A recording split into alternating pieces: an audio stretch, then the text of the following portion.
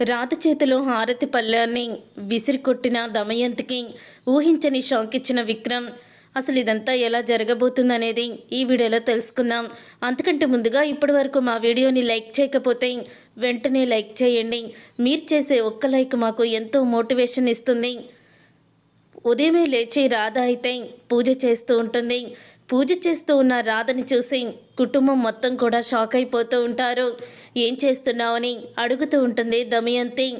పూజ చేస్తున్నాను అని అంటూ ఉంటుంది. రాధ అయితే అది కనిపిస్తూనే ఉంది.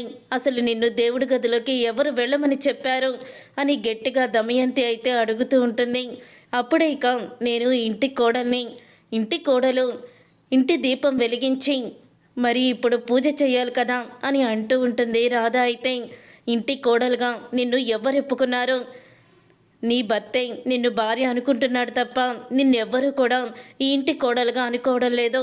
అలాంటప్పుడు నువ్వు ఇంటి కోడలుగా పూజ చేసే అర్హత కూడా నీకు లేదు అని అంటూ ఉంటుంది దమయంతి అయితే. అప్పుడే దమయంతి మాటలకి మీరు ఎన్నన్నా సరే నేను పడతాను, ఎందుకంటే నేను ఇంటి కోడల్ని అని మళ్ళీ పదే పదే కోడలు కోడలు అని అంటూ ఉంటుంది. అప్పుడే ఇక ఆ మాట విని అంటూ ఉంటాడు రామచంద్రయ్య అయితే, ఎందుకమ్మా నువ్వు ఇలా చేస్తున్నావు? మమ్మల్ని ఇంకా ఏడిపించాలని బాధ పెట్టాలనుకుంటున్నావా అని అడుగుతూ ఉంటాడు రామచంద్రయ్య. అప్పుడే ఇక రాధ అయితే దగ్గరికి వస్తుంది. రామచంద్రయ్య దగ్గరికి వచ్చి హారతి తీసుకోండి అని అడుగుతూ ఉంటుంది. అప్పుడే రామచంద్రయ్య హారతి అయితే తీసుకోండి సార్ హారతి.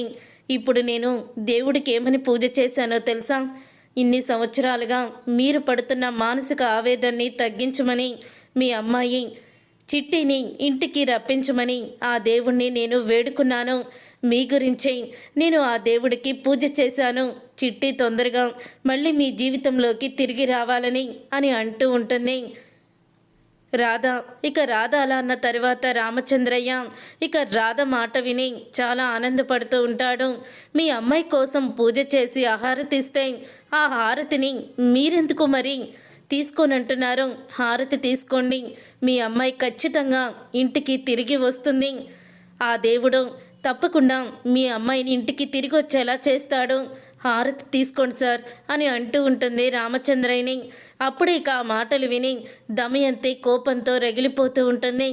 దమయంతి కోపంతో రగిలిపోతూ అలా చూస్తూ ఉంటుంది. రామచంద్రయ్య హారతి తీసుకుంటాడో లేదో అని చెప్పి ఇక రామచంద్రయ్య కూతురు పేరు చెప్పగానే వెంటనే రాధ ఇస్తున్న హారతిని అయితే తీసుకుంటాడు.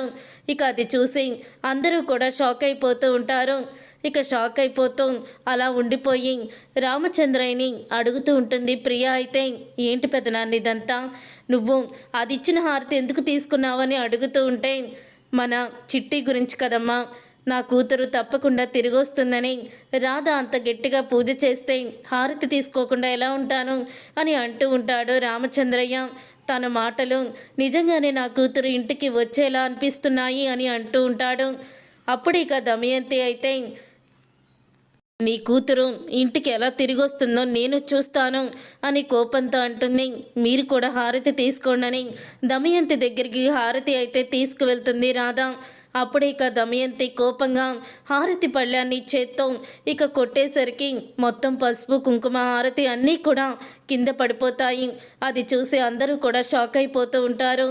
ఏంటే పూజ చేసి హారతి ఇచ్చి నువ్వు మాకు హారతిని తీసుకోండి అంటే కళ్ళకద్దుకుంటామనుకుంటున్నావా? ఏదో ఒక ఎమోషనల్ డైలాగులు కొట్టేసి మా బావగారిని బుట్టలో పడేసుకున్నట్టు నన్ను కూడా బుట్టలో వేసుకున్నావు అనుకుంటున్నావా? అది ఎప్పటికీ కూడా జరగని పని అని అంటూ ఉంటుంది దమయంతి. అప్పుడే ఇక రాధ అయితే, మీరెందుకు ఇప్పుడు నా హారతి పళ్ళాన్ని అలా విసిరి కొట్టారు? ఆ రోజు మీ అమ్మాయి ప్రసాదాన్ని ఇలా విసిరి కొట్టింది. అప్పుడు తన పరిస్థితి ఏమైందో తెలుసుకోండి. దేవుడి దగ్గర మనం పొగర్లు చూపిస్తే ఆ దేవుడు తగిన శిక్ష వేస్తాడు అని రాధ అయితే చెప్తూ ఉంటుంది. ఏంటే అంటే నాకు శిక్ష పడాలనుకుంటున్నావా అని అంటూ ఉంటే, దేవుడు హారతిని ఇలా నేలపాలు చేశారు, మరి దాన్ని ఏమంటారు? మీరు నన్ను ఎన్నైనా అనండి, నేను పడతాను. కానీ కళ్ళకద్దుకోవాల్సిన హారతిని ఇలాగా చేత్తో కొడితే పరిస్థితి ఏంటనుకుంటున్నారు అని చెప్తూ ఉంటుంది. అప్పుడే ఇక దమయంతి అయితే, ఇలా అంటూ ఉంటుంది. నువ్వు హారతి ఇచ్చి మీ అమ్మాయి కోసం అంటే మా బావగారు హారతి తీసుకున్నారు, అలాగని నేనెందుకు తీసుకుంటాను అని అంటూ ఉంటే, అంటే మీకు మీ బావగారు అమ్మాయి చిట్టి ఇంటికి రావడం ఇష్టం లేదా, అందుకని హారతిని ఇలా కొట్టేశారా అని అంటూ ఉంటుంది. రాధ ఆ మాట విని ఒక్కసారి షాక్ అయిపోతూ ఉంటాడు రామచంద్ర. ఇక దమయంతి కూడా రాధ వేసిన ప్రశ్నకి సమాధానం చెప్పలేకపోతుంది. అప్పుడే ఇక రాధ అడిగిన ప్రశ్నకి సమాధానం చెప్పలేక మౌనంగా ఉండిపోతుంది. ఇదేంటి ఇది ఇలా ఇరికించేసింది అని అనుకుంటూ ఉండగా ఇంతలో ఇక విక్రమ్ అయితే వస్తాడు. చెప్పత్తయ్య, నా భార్య అడుగుతుంది కదా, ఆ ఆర్తిని ఎందుకు నేలకి అలాగా విసిరి కొట్టారు, మావయ్య కూతురు చిట్టి ఇంటికి రావడం మీకు ఇష్టం లేదా అని అడుగుతూ ఉంటాడు విక్రమ్ కూడా. అప్పుడే ఇక దమయంతి అయితే నేను కేవలం రాధ పూజ చేసిందని చెప్పి ఆహారతి పళ్ళాన్ని విసిరి కొట్టాను, అంతే తప్ప చిట్టి ఇంటికి వస్తుందంటే నేనెందుకు ఆనందపడకుండా ఉంటాను అని అంటూ ఉంటుంది దమయంతి. చిట్టి ఇంటికి రావాలనే కదా కనిపించిన దేవుళ్ళందరికీ కూడా మొక్కుకుంటూ పూజలు చేస్తూ మేమందరం కూడా కోరుకుంటుంది అని దమయంతి అనగానే, నీ కోరికలు ఆ దేవుడు విన్నాడత్తా అని అంటూ ఉంటాడు విక్రమ్. ఆ మాట విని ఒక్కసారే దమయంతి, ప్రియా అందరూ కూడా షాక్ అయిపోతూ ఉంటారు. చిట్టి ఎక్కడుందో తెలిసింది అని అంటూ ఉంటాడు విక్రమ్. ఆ మాట విని దమయంతి షాక్ అయిపోతూ ఉంటుంది. ఇక రామచంద్రయ్య అయితే, రే ఏంట్రా నువ్వు చెప్పేది, చిట్టి ఎక్కడుందో నీకు తెలిసిందా, నా కూతురు ఎక్కడుందో నీకు తెలిసిందా అని అడుగుతూ ఉంటాడు. అవును మావయ్య, మన చిట్టి ఎక్కడుందో నాకు తెలిసింది అని అంటూ ఉంటాడు విక్రమ్. అయితే చిట్టి ఎక్కడుంది అని దమయంతి అడుగుతూ ఉంటే, చిట్టి ఇదే ఊరిలో ఉంది అని అంటూ ఉంటాడు. ఏంటి ఇదే ఊర్లోనా అని షాక్ అయిపోతూ దమయంతి అయితే అడుగుతూ ఉంటుంది. ఇదే ఊర్లో ఎక్కడుంది, అసలు విక్రమ్ ఇలా చెప్తున్నాడేంటి, కొంపదీసి ఆ సీనుని కలిసి నిజం తెలుసుకున్నాడా, చిట్టి ఎక్కడుంటుందో ఆ సీను విక్రమ్కి చెప్పేశాడా అని ఇక భయపడిపోతూ వణికిపోతూ ఉంటుంది దమయంతి.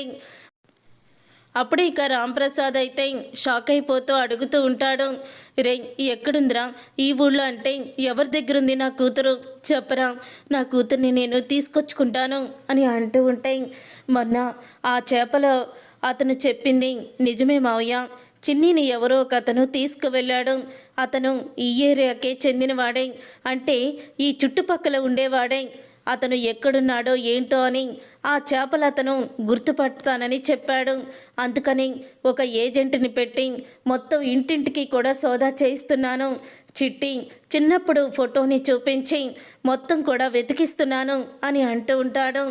నెల తిరిగేసరికి మన చిట్టి మన కళ్ళు ముందు ఉంటుంది మావయ్య అని అంటూ ఉంటాడు విక్రమ్. ఇక ఆ మాట విని ఒక్కసారే షాక్ అయిపోతూ ఉంటుంది దమయంతి.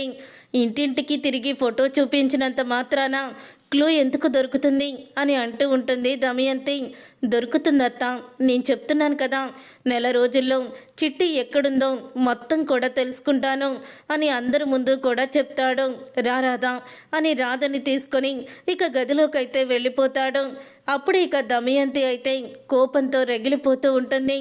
ఈ విక్రమ్ గాడు ఈ చిట్టిని వెతికే పనిలో ఇంకాస్త ముందుకు వెళ్ళాడు, నేనే ఏమీ పట్టనట్టు మౌనంగా ఉండిపోతున్నాను, ఏదోటి చెయ్యాలి, ఈ విక్రమ్ గాడికి నేను ఏదొకటి చేసి వీణ్ణి ఆపాలి అని అనుకుంటూ ఉంటుంది దమయంతి. అయితే చూసారుగా ఫ్రెండ్స్, రాబోయే కథలో ఖచ్చితంగా ఇలాగే జరగబోతుంది.